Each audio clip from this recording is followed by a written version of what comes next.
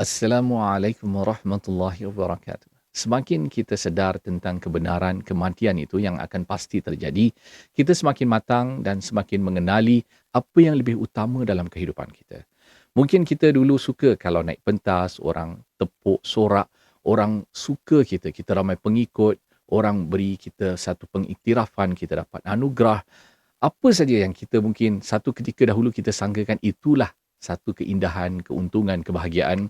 Hari ini kita semakin sedar kalau Allah tak redha dengan kita, segala-galanya tidak bermakna. Tidak gunalah kalau kita terkenal, orang suka kita, orang salam cium tangan kita dan sebagainya, tapi Allah murka dengan kita, kita tidak akan untung di akhirat nanti. Malah di dunia ini pun hanya sesuatu yang kita sangka menggembirakan kita. Mungkin istidraj, Allah memberi kita sesuatu yang menjauhkan kita daripada Allah Subhanahu Wa Taala.